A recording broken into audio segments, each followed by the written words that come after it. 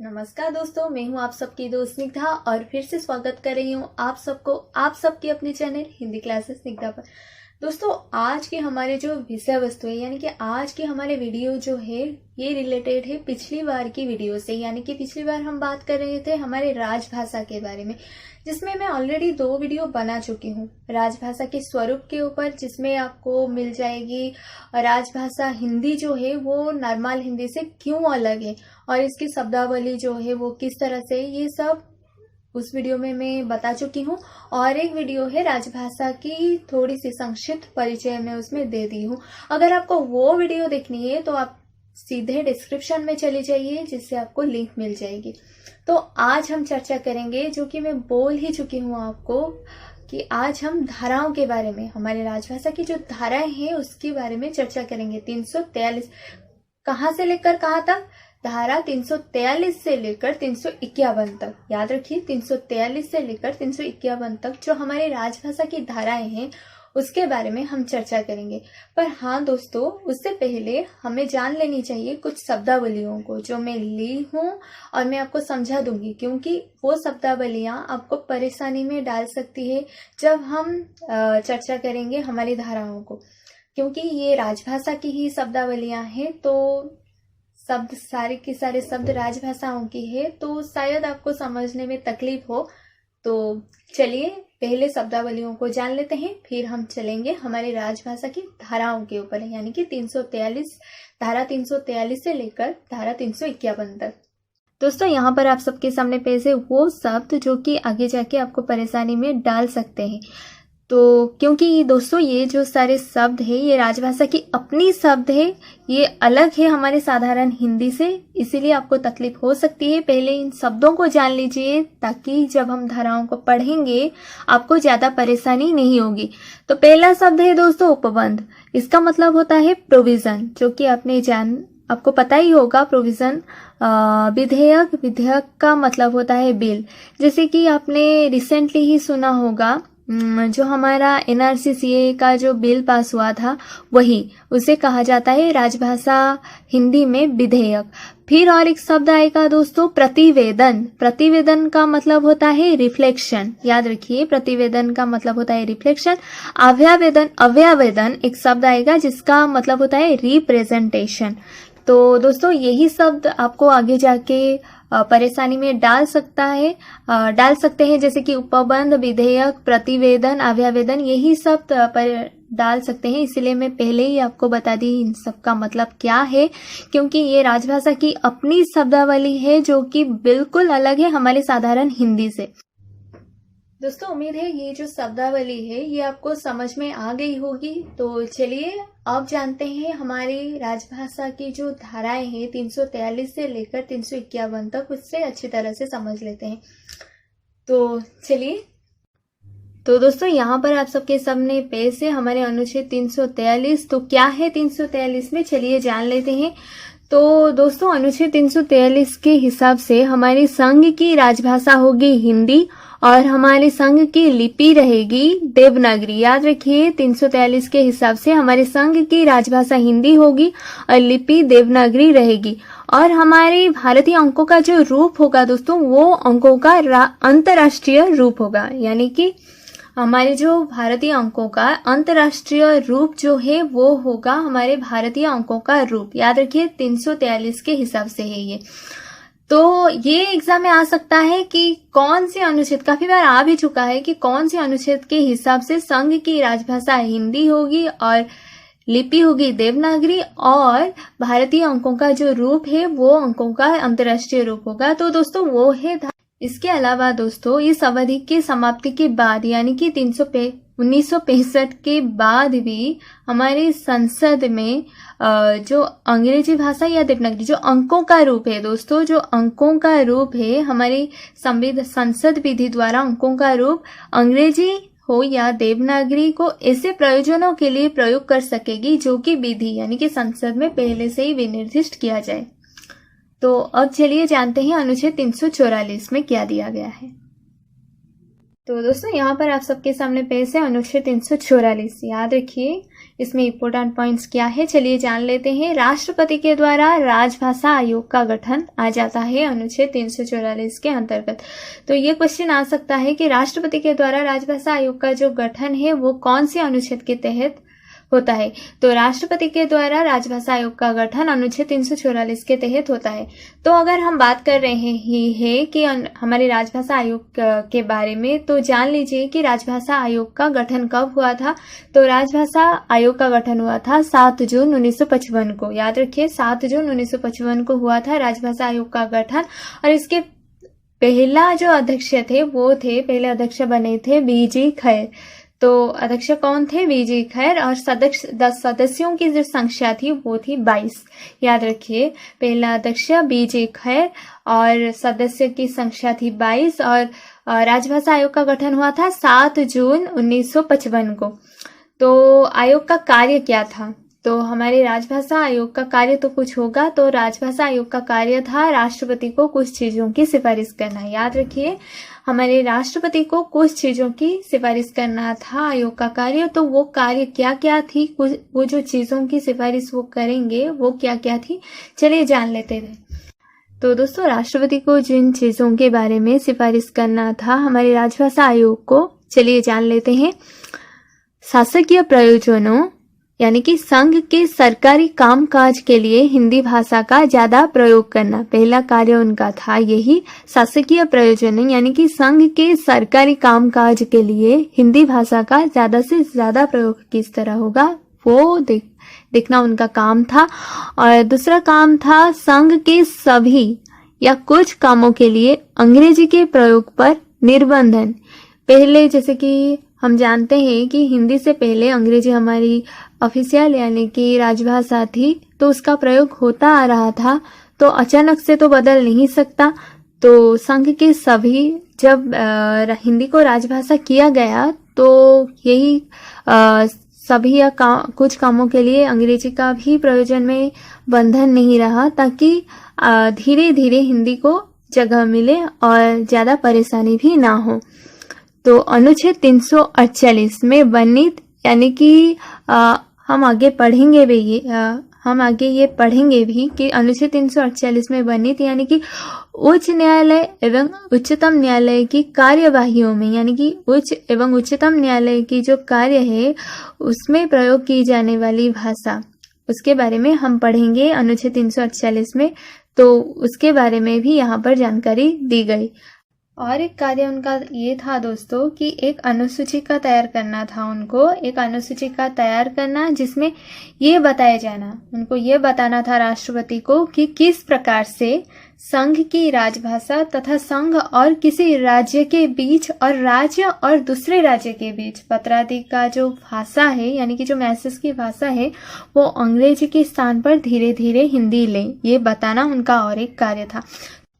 तो दोस्तों अब हम बात करते हैं हमारे अनुच्छेद 345 में क्या दिया गया है, उसको हम देख लेते हैं। तो दोस्तों अनुच्छेद 345 के हिसाब से हमारे राज्यों का जो विधानमंडल है, हर राज्य का जो विधानमंडल होता है उसे उस राज्य में इस्तेमाल होने वाली भाषाओं में से किसी एक या एक से अधिक भाषाओं को या फिर हिंदी को उस राज्य के सभी या फिर किन्हीं शासकीय प्रयोजन यानी कि शासकीय कार्य के लिए वो अंगीकार यानी कि स्वीकार कर सकता है। किसको स्वीकार कर सकता है? अनुच्छेद 345 के हिसाब से राज्यों का जो विधानमंडल होता है उसे उसी की जो आंचलिक भाषा है उससे या फिर हिंदी को वो अपने शासकीय प्रयोजन के लिए अंगीकार यानी कि स्वीकार कर सकता है। परंतु ये भी दिया गया है अनुच्छेद 345 में कि परंतु जब तक ऐसा नहीं किया जाता यानी कि राज्य का जो विधानमंडल है जब तक वो स्वीकार नहीं करता हिंदी को या फिर अपनी आंचलिक भाषा को, तब तक अंग्रेजी का प्रयोग उसी प्रकार किया जाएगा। पत्रादि यानी कि कोई भी अपने राजकीय कार्य के लिए अंग्रेजी का प्रयोग उसी हिसाब से किया जाता रहेगा जिस प्रकार उससे ठीक पहले किया जाता था। तो ये था हमारे अनुच्छेद 345। तो दोस्तों अब हम बात करते हैं अनुच्छेद 346 के बारे में। तो क्या दिया गया है अनुच्छेद 346 में, चलिए जानते हैं। तो दोस्तों हमारे अनुच्छेद 346 के हिसाब से किसी राज्य और दूसरे राज्य के बीच या किसी राज्य एवं संघ के बीच जो पत्रादि की भाषा होगी वो अंग्रेजी होगी। याद रखिए, अनुच्छेद 346 के हिसाब से किसी राज्य और दूसरे राज्य के बीच या फिर किसी राज्य एवं संघ के बीच जो पत्रादि की भाषा होगी वो होगी अंग्रेजी। परंतु यहाँ पर यह भी दिया गया है दोस्तों कि परंतु यदि दो या दो से अधिक राज्य ये करार करते हैं कि उन राज्यों के बीच पत्रादि की भाषा हिंदी होगी तो पत्रादि के लिए हिंदी को प्रयोग में लाया जाएगा। तो किसी राज्य और दूसरे राज्य के बीच जो पत्रादि की भाषा होगी, किसी राज्य के दूसरे राज्य के बीच या फिर किसी राज्य के संघ के बीच, वो अंग्रेजी में होगी। परंतु जब दो या दो से अधिक राज्य ये करार करते हैं कि उनके राज्यों के बीच पत्रादि की भाषा हिंदी होगी तो पत्रादि के लिए भी हिंदी को भी प्रयोग में लाया जाएगा। तो अब 346 आपका कंप्लीट हो चुका है। तो दोस्तों अब हम बात करेंगे अनुच्छेद 347 के बारे में।